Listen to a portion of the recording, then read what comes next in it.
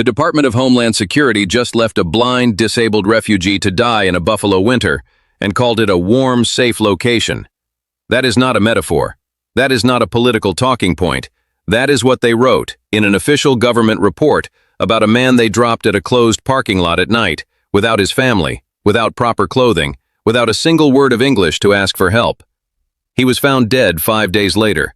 And when a congressman finally said his name out loud in a hearing room, the man running that department said he'd never heard of him. What you're about to see is what happens when the agency sworn to protect this country decides some lives simply don't count. Thank you, Mr. Secretary. Mr. Chairman, I'll yield back. Gentleman yields back. I now recognize the gentleman from New York, Mr. Kennedy, for 5 minutes of questions. Thank you, Mr. Chairman. Nurul Amin Shah Alam, Secretary Mullen, does that name mean anything to you? I'm sorry, repeat that? Nurul Amin Shah Alam. Does that name mean anything to you? No, I don't think so. Okay. I'm very saddened, heartbroken, and disgusted by that, quite frankly. Mr. Shah Alam was here lawfully in our country, arriving in Buffalo, New York, as a refugee in December of 2024 with his wife and children. He and his family were in search of the American dream, a life free from persecution, free of genocide at the hands of their government, free from crimes against humanity, unimaginable to those of us that are lucky enough to be born in our free country. Mr. Shah Alam was promised a fate far different from what he'd been subjected to in Burma. Instead, his 14 months in the United States came to a tragic end following his release from your department. On February 19th, Mr. Shah Alam was detained by DHS. DHS agents determined he was here lawfully, and upon release, they dropped him at a closed coffee shop in Buffalo, New York in the dead of winter. That night, agents left him without proper clothing, without the care of his family, without any resources to find safety in near freezing temperatures. He was blind, disabled, spoke little to no English. His family, who filed a missing persons report days later, had no idea of his whereabouts or that he'd even been released. Tragically, Mr. Shah Alam was found dead 5 days later on February 24th, 2026, on a street in the unforgiving Buffalo winter, 5 miles from his home. I just want to say that I am familiar with this case. His death was caused by a stress ulcer, dehydration, and hypothermia, and it's been ruled a homicide. In the days following his passing, DHS claimed Mr. Shah Alam was dropped at a warm, safe location. DHS said he showed no signs of distress, mobility issues, or disabilities requiring special assistance. So, Mr. Secretary, yes or no, would you say that someone who's blind, has severe mobility issues, and who speaks a specific non-English dialect generally requires special assistance? First of all, I need to correct my answer. I am familiar with this case. It is under investigation, and that's all I can say about it. And would you say that the back of a dark parking lot in a closed coffee shop on a winter night in Buffalo without proper clothing is a warm, safe location? It's under investigation, sir. The family of Nurul Amin Shah Alam, the Burmese community, the people of Buffalo, refugees in every community in our country, and every single American deserves answers from your department. I've sent multiple letters to your department, including the day after you were sworn in on March 24th, demanding that DHS open an investigation into this case.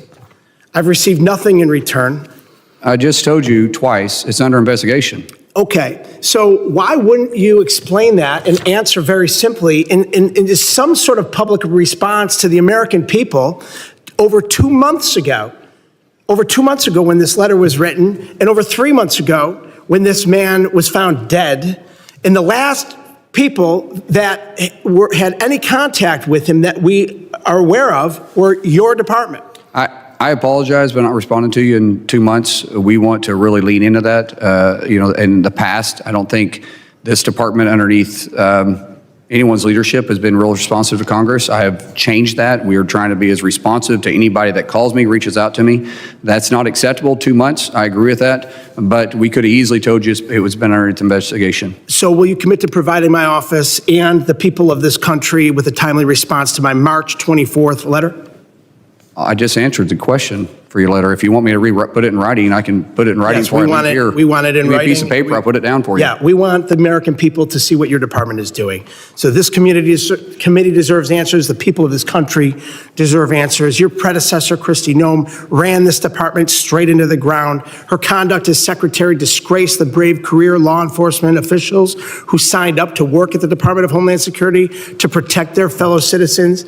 Since you became secretary, what have you done to change the culture of your department and ensure the actions of all DHS officials are consistent with the Constitution and our values as Americans? Underneath the previous administration, they took the teeth out from our law enforcement DHS. My predecessor and myself were enforcing the law of the land, not turning a blind eye to it, and that's what Mayorkas did. He turned a blind eye to it. Your predecessor is no longer here. She disgraced this department, and it seems like you are following right in her footsteps. Under your leadership, That is DHS not true. has Don't left accuse me of something that's not detainees true. Without Sir, food. you can or say all medical you want, care, but don't accuse me of defied something that's not congressional accurate. Gentlemen, You can sit there and tell gentlemen's lies all day time. long, and all it is Ice a into lie. every corner. Gentlemen's time. That's a flat-out lie, and you No, know it's a thank flat you. lie. That's a lie. Gentlemen's time. That is right. That's a lie. You know, Gentlemen's time is expired. We will. You know that's a lie. That's a lie. You know it's a lie. Mr. Secretary. Mr. Secretary. Please. Let me just validate the feeling you probably had watching that exchange. Because what you just saw wasn't a politician asking tough questions for the cameras. That was a congressman trying to get a cabinet secretary to acknowledge that a man is dead and that his department is responsible for the last hours of his life. And the secretary's first response was that he'd never heard of him. Let that land for a second. Nurul Amin Shah Alam fled Burma, a country where the military government has been conducting what the United Nations has described as ethnic cleansing and crimes against humanity against the Rohingya Muslim population. He didn't sneak across a border. He didn't exploit a loophole. He went through the United States Refugee Admissions Program, one of the most rigorous vetting processes the federal government runs, involving biometric screening, multiple agency background checks, and reviews that can take years. He arrived in Buffalo in December of 2024 with his wife and his children. He was here lawfully. DHS confirmed that themselves when they detained him in February of 2026, and then they let him go.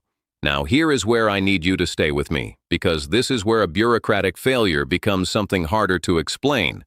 When DHS released this man, they were releasing someone who was blind, who had severe mobility issues, who spoke a specific non-English dialect, and who had no way to navigate an unfamiliar city without help. They dropped him at a closed coffee shop in Buffalo in February. Not at a shelter, not at a family member's address, not at any resource center. A closed coffee shop, at night. In a city where February temperatures regularly drop below freezing. His family had no idea he'd been released. They filed a missing persons report days later. 5 days after DHS let him go, they found him dead on a street 5 miles from where they left him. The medical examiner listed the cause of death as a stress ulcer, dehydration, and hypothermia. The manner of death? Homicide. That word is doing a lot of work here, and I want to make sure we understand what it means, because it is not the same as murder in the legal sense. Homicide means the death was caused by the actions of another person or persons. The medical examiner looked at this case and determined that Nurul Amin Shah Alam did not die of natural causes. He died because of what was done to him. Now let's talk about what DHS said about this publicly, because this is where the story stops being about negligence and starts being about something more deliberate. After his death, DHS stated that they had dropped Mr. Shah Alam at a warm, safe location. They stated he showed no signs of distress, mobility issues, or disabilities requiring special assistance. Read that again slowly. A man who was blind. A man with severe mobility issues. A man who spoke almost no English. And DHS's official position was that he showed no signs of requiring special assistance. That is not a clerical error. That is not a miscommunication between departments. Someone in that agency looked at what happened to this man and made a deliberate decision about how to describe it in an official report. That decision didn't happen by accident. It happened because someone calculated that it was safer to lie than to tell the truth. When Congressman Kennedy asked the secretary, point blank, yes or no, Whether a blind person with severe mobility issues who speaks no English generally requires special assistance, the secretary could not answer the question. He said it's under investigation. Think about what that means. The head of the Department of Homeland Security cannot bring himself to say, on the record, that a blind man needs help. Because saying yes would mean admitting that his department didn't provide it. That is what accountability avoidance looks like in real time. And here's what makes it worse. Kennedy sent his first letter demanding answers the day after the secretary was sworn in, March 24th. 2 months passed. Not a response, not an acknowledgement, not even a form letter saying, "We received your inquiry." 2 months of silence while DHS's public position remained that they had done nothing wrong. Now, Mayorkas apologized for that in the hearing. He called it unacceptable. He said the department is trying to be more responsive to Congress. But I want you to think about the geometry of that apology. He's not apologizing for what happened to Mr. Shah Alam. He's apologizing for not responding to a letter. Those are two very different things. And the distinction tells you everything about how this administration has been managing this story. Let me talk about the legal framework here, because I think it matters for understanding what accountability should actually look like. There are formal DHS policies governing the release of individuals from immigration detention. Those policies exist precisely because the agency is releasing people into the real world. People who may be vulnerable, may be disoriented, may have no local support network. The guidelines around release are not suggestions. They are operational protocols designed to prevent exactly what happened to Nurul Amin Shah Alam. So the question is not just whether individual agents made a mistake. The question is whether those protocols were followed, and if they were, whether the protocols themselves are dangerously inadequate. If agents followed procedure and a blind disabled man still ended up dying alone in a Buffalo winter, the procedure is broken. If agents violated procedure, someone needs to be accountable for that violation. Either answer is a crisis, and right now we don't know which one it is because the investigation is being conducted by the same department that produced the original false report. That is the structural problem nobody in that hearing room said out loud. You cannot have an independent investigation into institutional misconduct conducted by the institution accused of the misconduct. It doesn't work. It has never worked. What we got instead was something instructive in a different way. Kennedy pivoted at the end of his questioning. He connected this specific death to a broader pattern of culture at DHS, invoking the previous secretary and what she represented. And Mayorkas lost it. Not quietly, not with measured disagreement. He started shouting across the chairman's gavel, calling Kennedy's statement a flat-out lie repeatedly after the time had already expired, while the committee chair was trying to move on. I want you to think about what that moment reveals. Kennedy had just laid out on the record that a man died in DHS custody, that the department produced a false account of his release, that 2 months of letters went unanswered, and that the secretary himself didn't recognize the victim's name when first asked. And the hill Mayorkas chose to die on, in that moment, in front of Congress and cameras, was that it was unfair to compare him to Kirstjen Nielsen. That is what happens when institutional accountability meets personal ego. The defense of the agency collapses, and what's left is a man defending his reputation. Here is the broader thing I want you to understand, because this is bigger than one hearing and one death. The refugee system in the United States operates on a promise. It is an explicit, legal, moral promise that says, if you survive the process, if you cooperate, if you arrive lawfully, this country will protect you. That promise is not just a policy detail. It is a signal to every persecuted person on earth about what the United States actually stands for. When DHS drops a lawfully present, blind, disabled refugee in a parking lot in February and then files a report calling it a warm, safe location, it doesn't just break a promise to one man. It tells every refugee, every asylum seeker, every person fleeing genocide what that promise is worth when it becomes inconvenient. And here's the part that should keep you up at night. The only reason we are talking about this today is because one congressman said a name out loud in a room with cameras.